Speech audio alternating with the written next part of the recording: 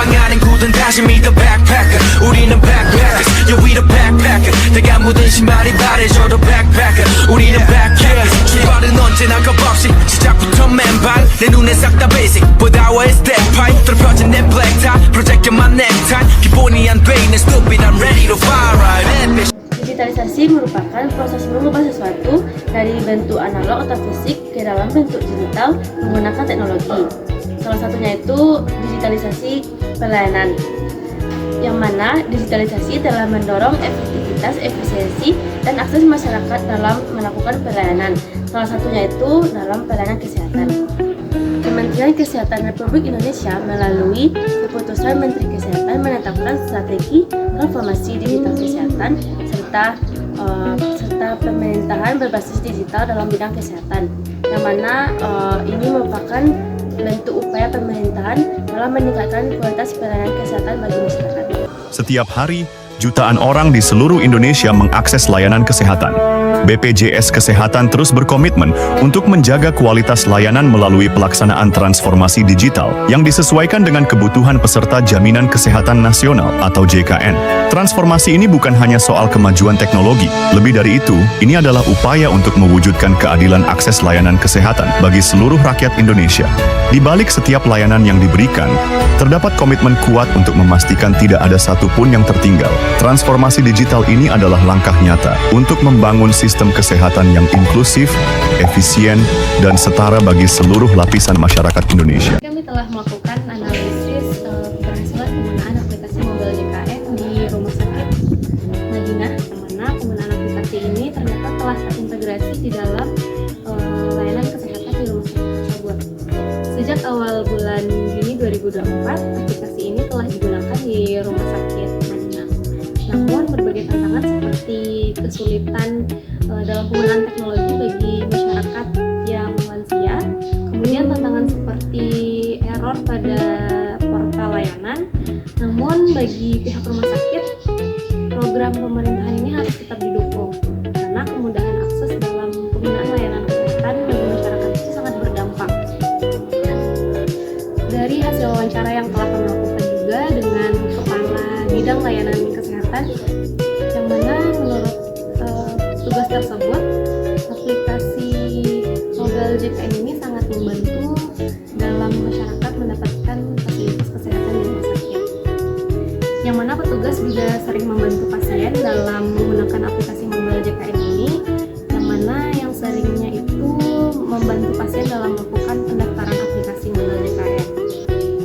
Bahkan menurut keterangan petugas layanan kesehatan, beberapa masyarakat itu rela untuk membeli handphone agar bisa mendapatkan dan merasakan bagaimana menggunakan aplikasi mobile JKN ini dalam layanan kesehatan. Dapat kita simpulkan, melalui digitalisasi pelayanan kesehatan, kita dapat membuka pintu akses lebih luas bagi setiap warga negara dimanapun mereka berada. Ini merupakan bentuk jembatan yang menghubungkan fasilitas medis dengan masyarakat di pelosok. Dan ini merupakan bentuk realisasi pemerintah agar kualitas kesehatan bukan lagi sebuah kemewahan, tetapi bentuk dasar pelayanan yang dapat dirasakan semua kalangan.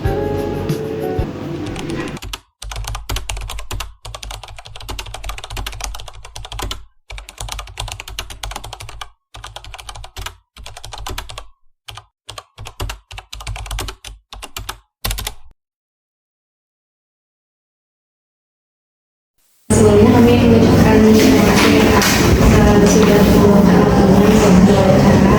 Sebelumnya perkenalkan nama saya Akila, dan ini teman saya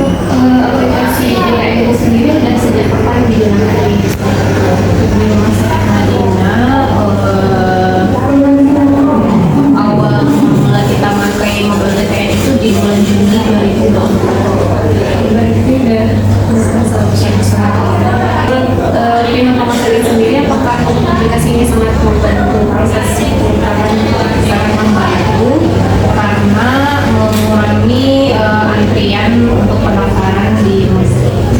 Kemudian kendala teknis apa yang paling sering muncul dalam integrasi tersebut? Biasanya itu jaringan dari pusat BPJS yang sering terjadi yang menghambat penggunaan aplikasi pembayaran dari BPJS sendiri. Jaringan lah, kalau namanya online kan, aplikasi online biasanya jaringan yang menghambat proses penggunaan aplikasinya. Sejauh ini apakah pasien benar-benar paham bagaimana cara penggunaan aplikasi mobile JKN? Mobile JKN ini merupakan salah satu penilaian rumah sakit BPJS. Mau tak mau, rumah sakit harus menggunakan dan memastikan pasien memiliki aplikasi. Di mana untuk rumah sakit kita memiliki capaian dalam penggunaan aplikasi. Bagi pasien yang memiliki HP iPhone maupun Android, itu kita pastikan mereka mendownload dan kita bantu untuk membuatkan akun. Tapi tidak semua pasien mengerti dan paham dari penggunaan aplikasi. Dan selalu kita bantu setiap kali mereka Jadi sebagian dari pasien masih ada daftar secara apalagi kalau pasiennya sudah tua yang nggak ngerti menggunakan HP, pasti mereka selalu minta tolong ke kita, minta tolong dibantu daftarkan untuk perubahan berikutnya. resepsi petugas administrasi mengenai perubahan beban kerja sebelum dan sesudah penggunaan mobile JKN ini gimana? Untuk beban kerja sebenarnya sama. Keuntungan penggunaan aplikasi itu hanya di bagian pendaftaran saja. Tapi setelah pasien sampai di rumah sakit, pasien tetap wajib lapor ke petugas untuk sidik jari. Sidik jari merupakan program dari BPJS kita. Sebelum sidik jari, jaminan berobat tidak bisa terbit. Jadi pasien akan kembali ke kita dan kita untuk kita lagi. Gunanya aplikasi mobile JKN itu hanya menghilangkan pengambilan antrian secara manual yang menyebabkan terjadinya antrian di rumah sakit. Makanya adanya aplikasi, pasien hanya tinggal sidik jari. Setelah sidik jari nanti pasien bisa temu di poli. Gunanya sidik jari memastikan pasien datang di hari berobat. Jadi praktis itu lagi. Jadi Kak, tadi kan pendaftaran mobile JKN itu juga sering dibantu sama petugas. Apa petugasnya dikasih pelatihan khususnya juga Kak untuk pelatihan kita nggak ada, paling ada pertemuan di awal-awal, ada pertemuan kalau di setiap rumah sakit itu ada duta JKN namanya. Kebetulan petugasnya dari dinas dari ini, jadi ada ditunjuk satu duta JKN. Dia yang mengetahui apa-apa saja fitur-fitur yang ada di dalam aplikasi. Tapi bukan menjadi tanggung jawab dia saja, seluruh petugas juga diberikan informasi supaya bisa menggunakan aplikasi dan bisa membantu pasien dalam pendaftaran menggunakan HP. Bagaimana rumah sakit mengumpulkan feedback dari pasien terkait penggunaan mobile JKN itu? Dilihat dari laporan bulanan misalnya dari BPJS, kita nanti ada penilaian. Dari nilai itu bisa dilihat naik turunnya penggunaan mobile JKN setiap bulannya. Yang pasti untuk penilaiannya kita harus di atas 40% dari jumlah pasien satu bulan. Jadi dilihat dari jumlah pasien dalam satu bulan, pasien BPJS pasien poli BPJS dalam satu bulan, nilainya harus di atas 40%. Berarti setiap bulan pasti ada naik atau turun persenannya tergantung jumlah pasien yang bagus. Apakah terdapat peningkatan kepuasan pasien setelah penggunaan mobile JKN? Sudah pasti ya, karena pasien merasa pendaftaran yang selama ini mereka rasakan ngantri-ngantri berjam-jam, ngantri dulu baru bisa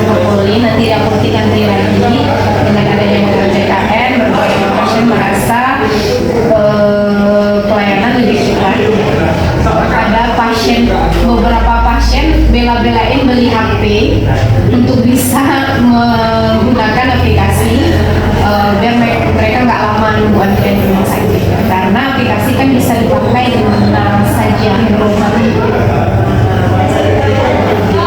Jadi misalkan ada pasien yang di lembaga JKN itu memang ada penentuan kekuatan JKN. Kebetulan di sini kita koordinasi sama petugas BPJS.